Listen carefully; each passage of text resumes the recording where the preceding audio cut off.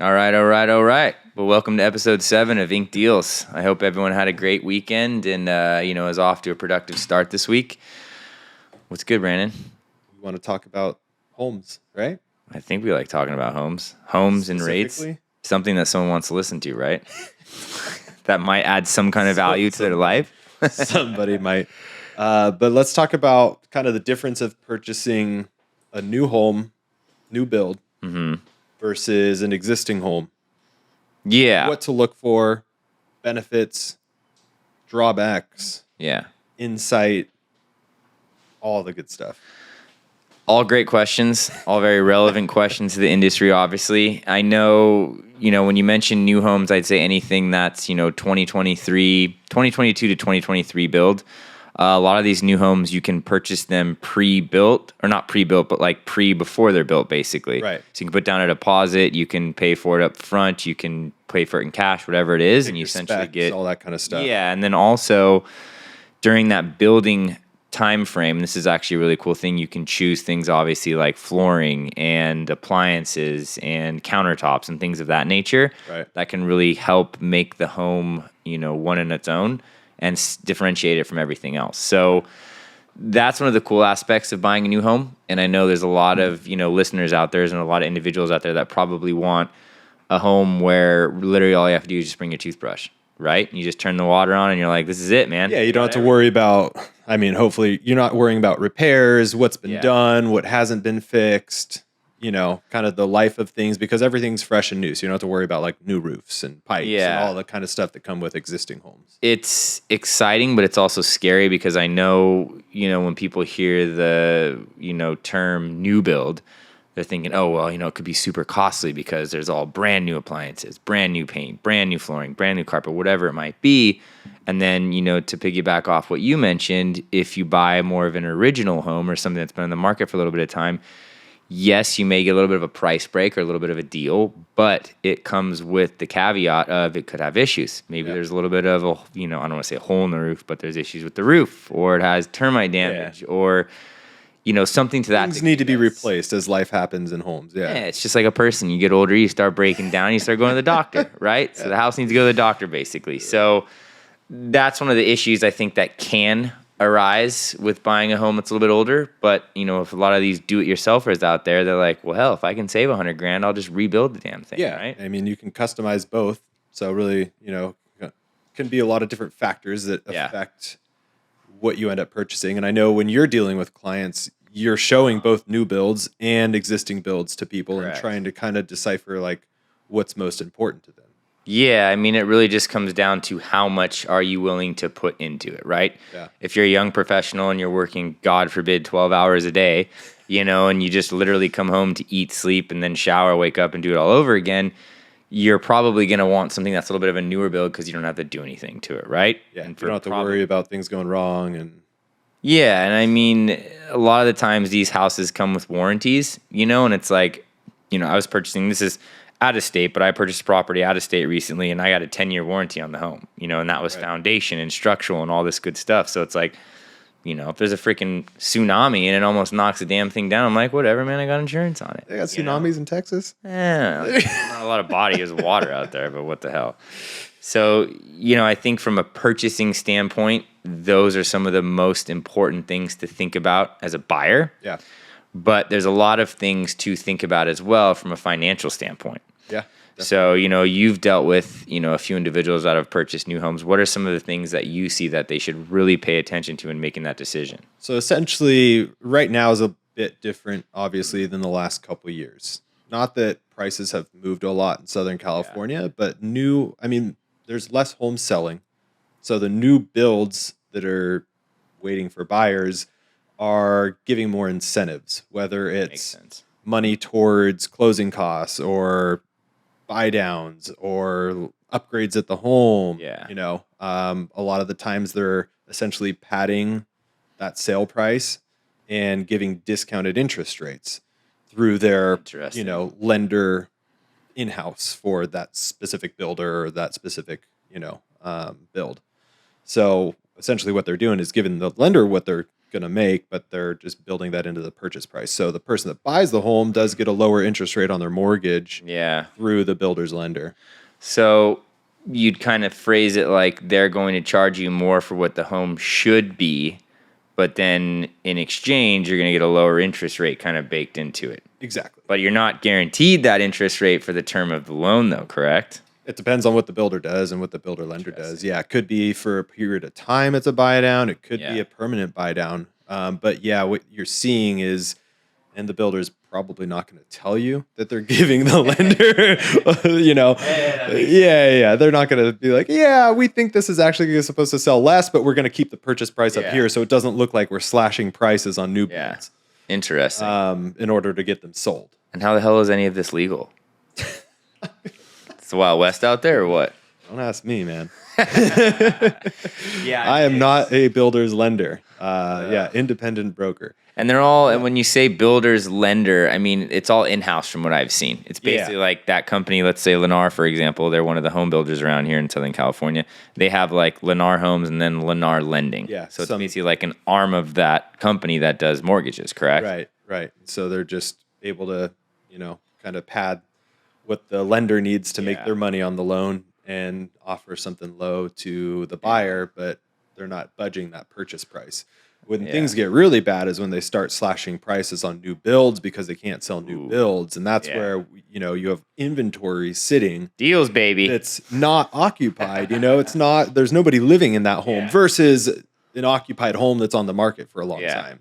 It's different. It's kind of a common consensus, at least in the real estate sector, that if a home has been on the market for 7 days or more, it's already stale, meaning everyone's already seen it. It's like Southern California for you. Yeah, exactly. Everyone's always seen it. It's yesterday's news. They've already seen the price. They've already seen the neighborhood. And kind of that initial, like, I need it. I want it. It's this shiny object on the, mantle or whatever. That's gone. Yeah. So if you don't capture some sort of strong buyer or some sort of strong, indication that the property's going to sell in the first week, someone interested, you are starting to go down a slippery slope. So I know I can definitely relate to, some of the new builds being on the market longer than a week or two. And it's good. I mean, if you start seeing prices on new builds being slashed and they're offering all these incentives, that's when they're getting a little desperate. Yeah. They're getting a little desperate for sure.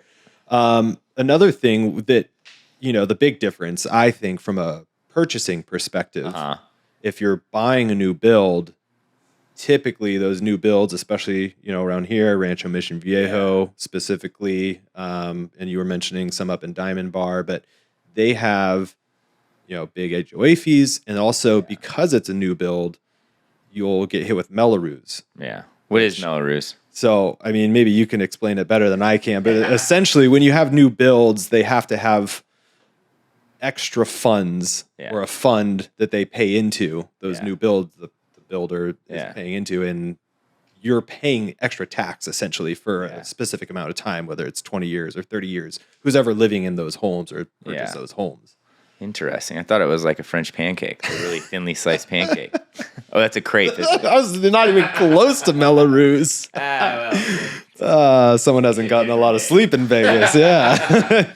Nonetheless, it's the most layman way of explaining it, I would say, is like a secondary HOA, right? Kind of. Basically like, the community like Ladera Ranch, which is a city within a city here in Southern California. They have a high Mello-Roos, and it's because they have a water park and a skate park and a freaking underwater basket weaving thing for, Yeah, and eventually it'll go down as it's over the years, as the community ages, because it was just an initial fund in the beginning that has to be paid off. But Mello-Rooses can be Mello-Rooses can be recreated. That sounds fun. The community of the HOA, if they decide they want to bring in another thing, like let's add a new church. So now your HOA is going to go from $500 a month to $1,000 a month. Mello-Roos. So, your Mello-Roos, your secondary HOA.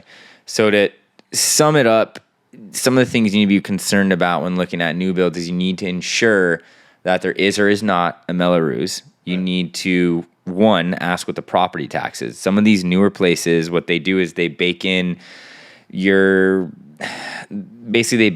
your HOA plus the Mello-Roos. Not the HOA. They bake in your Mello-Roos and your property tax, and they say, well, it's 2% now. And so you need to make sure that when you're getting, you know, a net sheet from your lender that gives you a breakdown of all of your monthly charges, you understand, you know, what you're paying for. Because sometimes these Melarooses and HOAs together can be almost as much, if not more, of your actual mortgage payment. You're literally paying double. Yeah, wow. You know, so with that being said, though, there are some numbers that I kind of want to go over. I know in our last episode I said, hey, you know, I found a secret way to get you a lower interest rate, right? I lied. I found a second way to get you a lower interest rate. Some of these new home builders like Lennar, for example, as we talked about earlier, they have their own in-house shop that does loans, right? Yep. So a program that I saw recently was rates are floating right around 7% right now, right? Yeah. So one of the programs that I saw was if you use Lennar's in-house lender and you buy one of their properties, you can get a 4.9% APR for the first 5 years of homeownership. I believe it was 5 to 7 years, right around that time frame. Yeah. Then you get whatever the market value is at that point. Or you can get like $50,000 in credits that you can essentially use for a rate buy down, which would be very similar. Or you can use them towards closing costs, because closing costs are roughly 1% of whatever your purchase price is. Or you can pick out certain items, like if you want fancy flooring or fancy paint or Wolf appliances, whatever the hell it might be. So it's always good when you are thinking about a new build. The first thing you need to do is call me. The second thing you need to do is decide if you want to use Brandon for a loan or if you want to try to get, you know, one of these special little obstacles that they offer you. Yeah, I mean, if the in-house lender is offering big perks like this, a lot of the times on new builds, especially right now. Now, not all the time, not every market is like that where new build lenders have extra incentives to give. If the new build lender doesn't have extra incentives to give, you want to go with the best lender you can. Obviously. But when they have incentives like that, 50 grand, you know, to kind of do as you please, that's hard to turn down, right? In other words, that 50 grand is baked into that sale price already. But yeah, and it's an interesting time for sure with you know, the credits that people are getting. And is that something that you would put into negotiations if you're trying to buy a new build and working with a buyer, trying to increase those incentives as much as you can? I mean, it's a great question. I think there's a lot of different ways you can, again, present an offer. I know we talked a little bit last episode about how offers can be structured and, you know, a high offer versus a strong offer, et cetera. When you're dealing with the new build sector, a lot of it is done in-house with the actual builders. They have a whole sales team, a sales office, et cetera. So as an agent, you're not very involved in the actual process. You know, there are commissions involved. You do have to, you know, physically go to the site and register your client, because if you don't, you can't get a commission. It's kind of a pain in the ass, but it's how these guys do it. So always make sure that if you are working with an agent, that you show up with your agent. You don't sign a damn thing until your agent looks at it. After that process happens, the majority of it is taken over from the sales office and taken, you know, over from the builder. Yeah. So in other words, there's not as much negotiation with a builder as there would be with a private seller of an existing home. Correct. It's not like a used car dealership. You can't just roll up and be like, well, I know you want 10 grand for it, but I'll give you $4,000 cash and a bag of chips. Or what, you know, I mean, Good bag of chips. Hey, you know, I mean, you can try. Yeah. Believe me, I've written offers on, you know, new builds and gone below what they're offering. And just like you said earlier, once you start to see the price reductions, I'll get a call back and they'll say, it's like blood in the water, right? Exactly. So it's a unique approach. It's nowhere near the same type of offer strategy as I'd say a house that's been on the market for a little while that's not a new build. For sure. And it's a little bit of a quicker process in times. So, like, again, it really just depends on your place in life and what you're actually looking for. So, you know, let me ask you this. Have you dealt with any clients who have gotten loans with you that have bought in a new build? And if so, what were the positives and negatives? Positives, I would probably echo what you said. It's pretty straightforward, cut and dry. You know, they're cookie cutter, to say the least. You know what you're getting. Purchase contract. There's not really surprises. There's nothing. That makes sense. You're not dealing with as much emotions. Okay. Because it's a new build, so you're not dealing with someone selling their home, trying to negotiate. You know, ticky tack type stuff. Ticky tack. Never heard that before. You never heard Tic Tac? No. You know, just like nitpicking things. Oh, yeah. Heard that before. So when you're buying from a builder, it's very much straightforward. Yeah. When you're buying from a seller of a, you know, existing home, not as straightforward. You don't know what you're going to get from that seller. Personality, appraisal, you know, it just, there's a lot of different moving parts there. Yeah. So definitely more straightforward with new builds. Yeah, and I mean that is one way to streamline the process and ensure that, if you've got a timeline and you've got, obviously timeline and budget are very important when buying a home, but if you have a timeline and a timeline is quick, meaning 30 days or less, you probably want to start looking at things that are new builds because generally, as long as they're built, correct. Because you can buy a new build way before they're built, and those timelines always get pushed out. That's true. And I know also, from experience with these new builds, a lot of the time when they say like, hey, we'll give you a 4.9%, introductory rate for the first 5 years, whatever, you have to close by a certain date. Yeah. So if you're like, I still have 2 months left on my rent because I'm renting somewhere, I can't close for 60 days, you don't get that rate. Right. So that's where they kind of bite you in the ass. And that's what I was telling you earlier. You have to be very attentive to the process and ensure that you have an experienced agent that's explaining these timelines and deadlines and everything else. Right, making sure everything's hit on time. Yeah. And I mean, then it'll get done. So I know we wanted to also go over kind of the purchase strategy. Well, not really strategy, but the purchase contracts and how they actually work and how one for a new build, compares to one for a standard process. So I know that's kind of my bread and butter as an agent. You can speak in the loan aspect of it, but, I'll start with the new build contract, as I mentioned earlier, very cut and dry, very straightforward. 90% of it is dealt with through the builder. You basically sign your client in. It's almost all pretty much all of it. Yeah.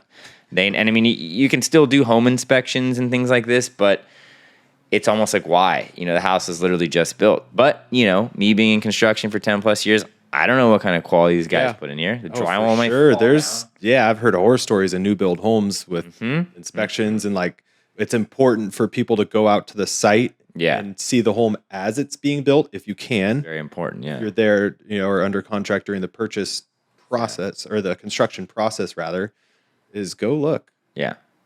Like bring your real estate agent and go check it out. See what's going on. Make sure that things are, not trashed and there's no, stuff hidden in the walls and hidden in the what? So you're saying people buy houses without seeing them? Well, I've never heard of that before. Never. Yeah. I know another thing to piggyback off that is, they do have like demo houses or they have, the display houses. And a lot of people are like weird about purchasing. It's like, oh, someone's been walking through this house. Like, I don't know.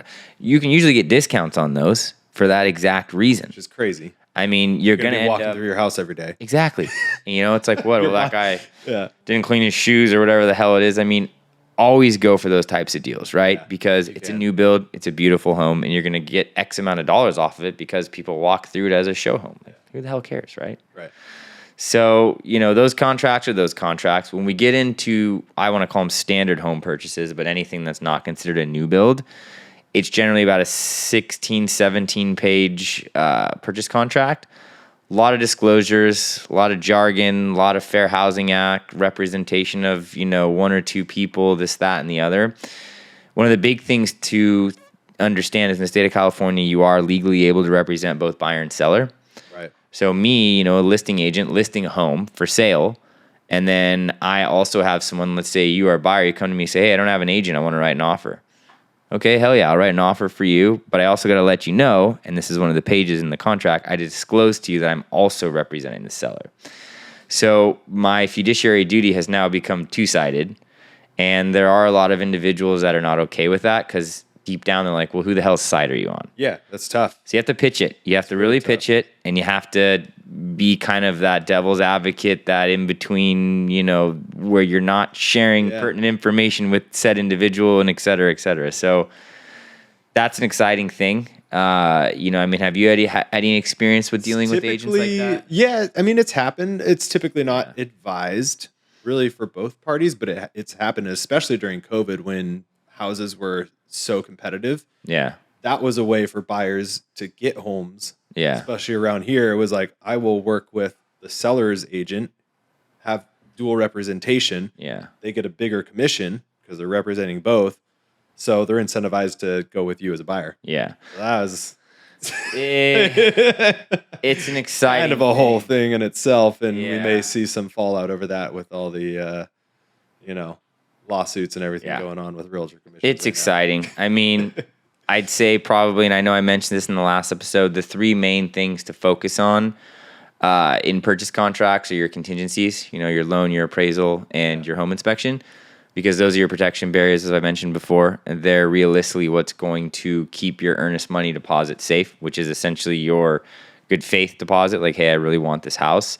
So there's 2 or 3 pages on the actual purchase contract that are very, very important that I go over with all my clients when I represent them in purchasing. And those are the pages, there's 2 specifically, that have the amount you're putting down, the amount of your earnest money deposit, which generally 1 to 3%, and then the actual purchase price. If it's going to be in cash, conventional, FHA, VA, whatever the type of loan structure is. Right.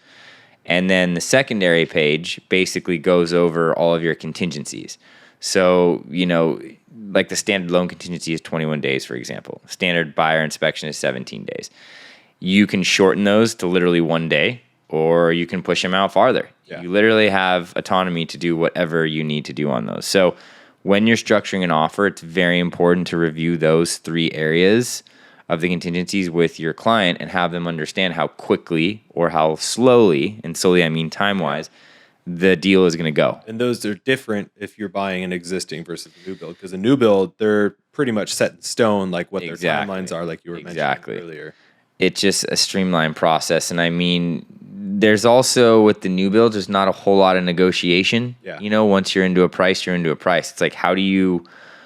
I guess you could do a home inspection and then be like, well, the house wasn't built the right way per code section C5, yada, yada, yada. And they're going to be like, so then the entire development is not built right? Well, now you've got a huge issue, right? So you've got to be very careful in how you can do those things. When it comes to normal houses, it's like you can do the home inspection, then come back with an array of issues. Be like, I want them all corrected. Or I want you can negotiate from there. Whereas with the new builds, there's really no negotiation. Not a whole lot. I mean, if any, man. Yeah. I haven't done any negotiating with new builds. I'm like, the price is the price. Yeah. Like I said, it's only really possible when there's blood in the water. What was that game show? The Price is Right? The Price is Right. Yeah. So, I mean, it's an exciting yet scary process. And when you're buying, a used property, it's like, what am I going to run into? Are there termites? Is the ceiling falling down? That's where a good inspector is everything. Yeah. That's probably for another episode. When you're doing loans, what are some of the things that you look for in a loan contingency? Like if I'm an agent, right? So I have a client. I always have my client give me as much financial information as they can so that I understand what's going on. Yeah. But then I always also call the lender and say, hey, what's going on with this guy? So what are some of the questions agents would ask you about how good or how vetted their client is? Well, it depends how far along they are in the process. Like, have they submitted all their income docs? Have they submitted their assets? Like, has an underwriter looked at it or not? Yeah. You have your pre-qualification. What's an underwriter? Underwriter is essentially the gatekeeper of the whole process. Oh. So they have them in different industries, but for mortgages, they're the ones that are comparing the guidelines that are set forth for whatever loan program you're using. Okay. And the qualifications of your borrower. They're analyzing the income, the assets, any delinquencies or bad things on their credit, and making sure it checks out versus the program guidelines. And if it does or doesn't, then they kick it back and say, hey, no good, or they move it forward. Interesting. So would you say that the more intricate one's income stream is, or how sketchy their job is, would it make that process longer? Like if they were self-employed and they were paid in cash or something crazy like that? Yeah, it can make it longer. It can make it like you have to use a certain program. Yeah. Because there's a lot of different programs, and that's probably for another episode too. But yeah, how they're paid is a huge part of what program they can qualify for. Interesting. As long as you start with the right program and the borrower is qualified, you're good.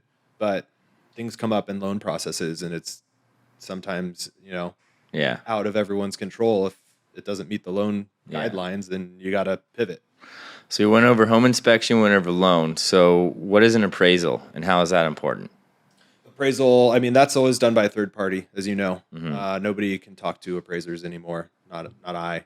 I mean, that 6-pack that I gave the one the other day is not going to get the deal done? Yeah, probably not. No.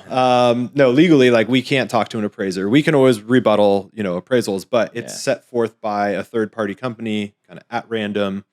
assign an appraiser, whoever wants to Yeah. pick up the job, and they do it and send the report in, and then Interesting. as you know, you get the purchase or the appraised value, and we get all the other details of Yeah. if there's anything wrong with the home that makes it Yeah. in poor condition or something. If that is also part of the loan guidelines, gotta Yeah. make sure. But yeah, complete third party. My favorite's when you're representing a buyer and the appraisal comes in higher than what you're in escrow at, and you get to go to your client and say, "I just saved you 20 grand." And then you get to see the look on the seller's face and like, I'm gonna kill my friggin' agent. Didn't even know how to price this thing. Because I've been on the side of both of these That's tough. conversations. Yeah, I mean that's tough. It's know? gonna happen. Like Yeah. you're in the industry, it's gonna happen. You can't predict every home price that you're gonna get Yeah. appraised, and you can have one appraiser give it one value and one give it another. Like with some of the big homes and jumbo loans, you need two Yeah. appraisals, and they're not always gonna match. Yeah.